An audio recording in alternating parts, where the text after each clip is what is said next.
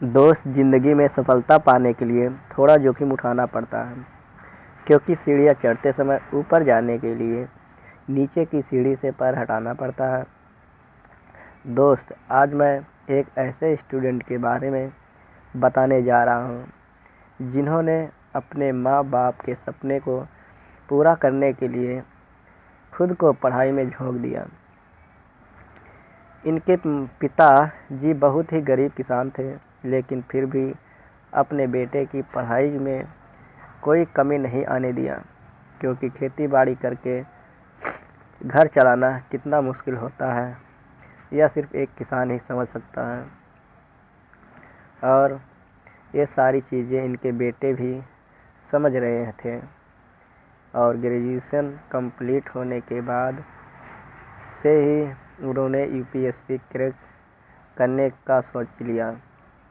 और फिर उसने अपने पिताजी से कहा कि पिताजी, मुझे आईएएस बनना है और इसकी तैयारी के लिए मुझे दिल्ली जाना होगा। प्लीज़ मुझे आप दिल्ली भेज दीजिए।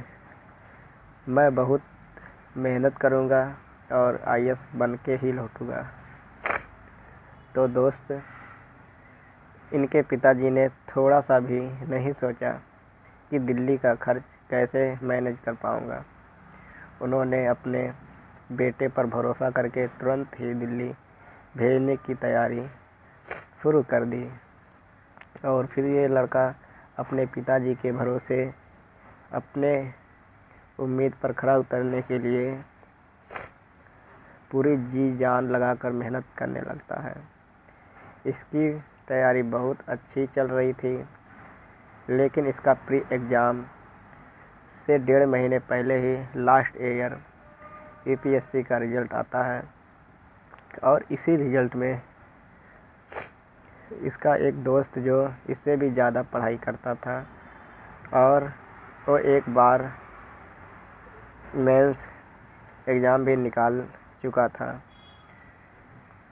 लेकिन इस बार उसका प्री एग्ज़ाम भी क्वालिफाई नहीं हुआ। तो दोस्तों, ये लड़का अपने फ्रेंड के रिज़ल्ट को देखकर बहुत ही घबरा गया और ये सोचने लगा कि अब मेरा दोस्त जो मुझसे बहुत ज़्यादा मेहनत करता है उसका रिज़ल्ट नहीं हुआ तो मेरा कैसे होगा। इसे अब कुछ भी समझ नहीं आ रहा था कि आखिर मैं कैसे तैयारी करूं। लेकिन फिर ये लड़का खुद को संभाला और अपने कंटेंट पे भरोसा करके इससे अपनी तैयारी को शुरू कर दिया और पहले से दोगुनी मेहनत करने लगा। और दोस्त, इसका नतीजा ये हुआ कि इसने अपने भी पहले ही प्रयास में प्री एग्ज़ाम को क्वालिफाई कर लिया। और प्री एग्ज़ाम क्वालिफाई करने के बाद इसका कॉन्फिडेंस लेवल बहुत ही हाई हो गया था और यह लड़का यूपीएससी मेंस की यथा समुद्र में कूद पड़ा। दोस्तों, सब कुछ अच्छा ही चल रहा था, लेकिन वो कहते हैं ना कि जब किसी स्टूडेंट के लाइफ में संघर्ष आना शुरू होता है तो इतना ज़्यादा आने लगता है ना कि स्टूडेंट को रुला कर रख देता है। मेंस एग्ज़ाम्स के केवल 28 दिन ही बचे थे, तभी इसे डेंगू हो गया। और यही वो मोमेंट होता है जिसमें स्टूडेंट अपनी तैयारी को नेक्स्ट लेवल के लिए ले जाता है। और इसी समय इसे डेंगू हो गया, लेकिन फिर भी इसने अपने पिताजी को नहीं बताया ताकि पिताजी इसे घर ना बुला ले। इसने अपने पिताजी को ना बताते हुए अपने आर्मी वाले भाई को बता दिया, जो आर्मी में जॉब करते थे, और कहा, भैया मुझे डेंगू हो गया है, लेकिन भैया आप इस बारे में पिताजी को कुछ मत बताना। लेकिन भाई का प्यार इतना ज़्यादा था कि इससे रहा नहीं गया और इसने पिताजी को बता दिया कि भैया को डेंगू हो गया है। और जैसे ही इसके पिताजी को पता चला, तुरंत ही घर बुला लिया और तुरंत ही इसे हॉस्पिटल में भर्ती करा दिया, क्योंकि एक पिताजी के लिए अपने बेटे का हेल्थ ही सब कुछ होता है।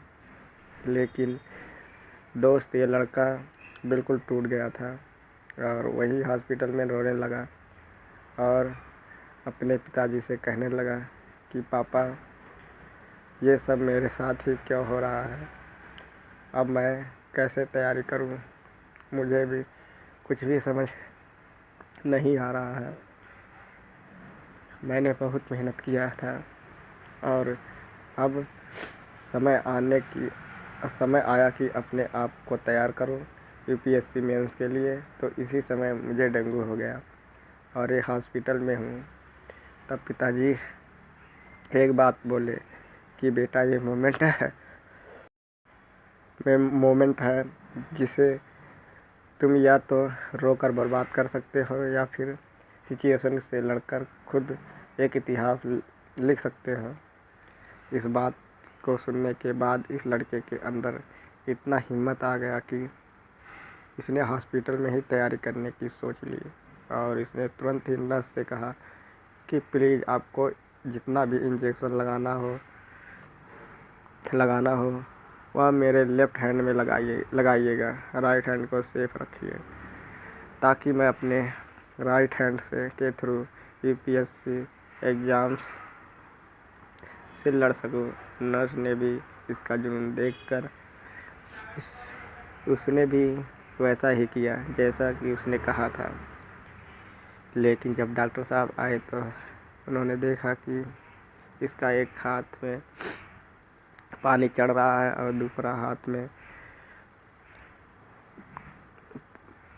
पढ़ाई कर रहा है। तो डॉक्टर साहब बोले कि बेटा देखो, अपने लाइफ के साथ खिलवाड़ मत करो। एग्ज़ाम तो हर साल आते रहेंगे, लेकिन ये जीवन अगर एक बार चला गया तो दोबारा नहीं आएगा। तो फिर ये लड़का डॉक्टर साहब को जवाब दिया और कहा, डॉक्टर साहब देखिए, आप एक डॉक्टर हैं, आपका काम है मुझे ठीक करना और मैं एक स्टूडेंट हूँ, तो मेरा काम है पढ़ाई करना। तो प्लीज़ आप अपना काम कीजिए और मैं अपना काम कर रहा हूँ, क्योंकि यूपीएससी मेंस की तैयारी करने में कितनी रातें कुर्बान करनी पड़ती है ये सिर्फ एक स्टूडेंट ही समझ सकता है। और ये लड़का अपनी मेहनत को व्यर्थ नहीं जाने देना चाहता था, इसलिए उसने हॉस्पिटल में ही तैयारी करना शुरू कर दिया।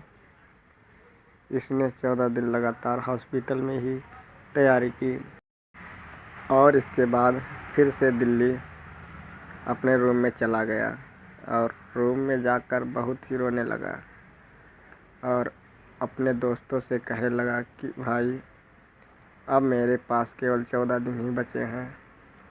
हॉस्पिटल में पढ़ाई तो किया, लेकिन रूम के जैसा पढ़ाई नहीं हो पाया। तब इसके दोस्त ने भी यही कहा कि देखो, तुम्हारे पास 2 ही ऑप्शन हैं, या तो तुम रो लो या फिर इस 14 दिन में अपनी तैयारी में लगाओ। फिर इसके अगले ही दिन बहुत ही उदास होकर अपने शिक्षक से मिलने गया और वहाँ जाकर बहुत ही उदास होकर बैठ गया।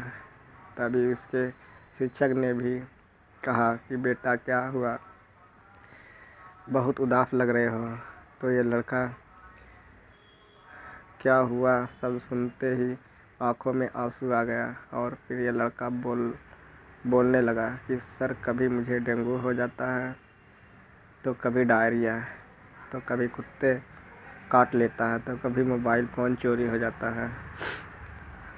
सर, अब आप ही बताइए कि ऐसे में एक एक्सीलेंट ऑफिसर कैसे बन पाऊँगा।